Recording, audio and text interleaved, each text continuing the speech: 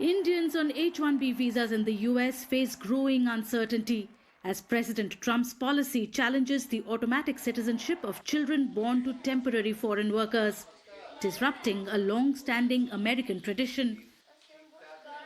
पहले जो भी यहाँ पे रहता था, वहाँ पे जो भी जन्म लिया, चाहे वो किसी भी कंडीशन में हो, 1998 के रूल के अनुसार उसको सिटीजनशिप इमीडिएटली मिल जाती थी। उसका बहुत ही फ़ायदा लोगों को था कि हमारे भाई का छोटा बेटा जो यहाँ पे जन्म लिया, उसको इमीडिएटली सिटीजनशिप और उसको पासपोर्ट वगैरह सारा इशू हो गया जब हम लोग हॉस्पिटल में उसको लेके थे तभी। While two federal judges have temporarily halted the policy redefining birthright citizenship, Trump's executive order continues to leave many families in uncertainty.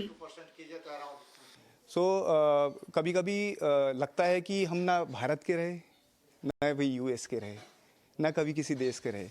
तो यही हम नहीं चाहते हैं कि यही हमारे बच्चों का भी हो कि वो भारत से ना उन्होंने जन्म लिया भारत में, सारे उनकी सब चीज़ें, इवन हम लोग उनको ट्राई कर रहे हैं हर चीज़ देने का यहाँ, बट ना वो भारत के रहेंगे ना यूएस के रहेंगे, तो फिर वो लिम्बो में रहेंगे और बीच में त्रिशंकु रहेंगे। तो ये एक पेरेंट को जो जिस वजह से हम मिडिल एज जो पेरेंट्स हम यहाँ मूव करते हैं, तो उनके लिए बड़ा दुखदायी रहे। Legal experts emphasize that the executive order restricts citizenship for newborns of H-1B holders. So सबसे ज़्यादा असर उन लोगों पे होगा जो यूएस में सिटीजन्स नहीं हैं, ठीक है?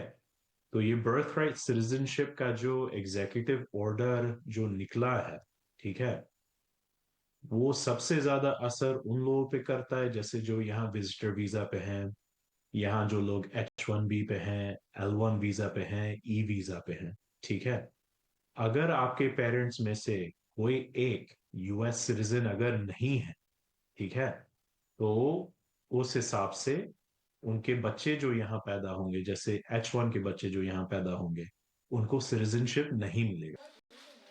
For skilled H-1B holders, US citizenship remains a top aspiration, with Indians making up the second largest immigrant community. However, they face the longest wait times for green cards. हर कोई देश अपने citizens या उनकी भलाई पहले देखेगा। तो पर मुझे लगता है कि जो व्यक्ति, जो परिवार पूरे वैलिड तरीके से आ रहा है, वैलिड वीज़ा में आ रहा है, बट एक वर्किंग वीज़ा में आ रहा है, आफ्टर सम टाइम कुछ तो उनको एक ढिलाई मिलनी चाहिए उस पीरियड के बाद, 5 या 7 साल के बाद, या कुछ ना कुछ नए नियम लगाने चाहिए। तो उसमें मुझे लगता है कि भारत सरकार इसमें अपने कुछ वार्तालाप, डायलॉग कर सकती हैं कि एटलीस्ट नियम में कुछ ढिलाई हो या कुछ डिलेज हो, या डायलॉग करके एक मिट का रास्ता चुना जाए जिसमें भारत जैसे बड़े देश जहां लंबी क्यू है, लंबी कतार है, उन देशों को फायदा हो सके। However, for many H-1B holders, the primary concern is the future quality of life for their children born in the US.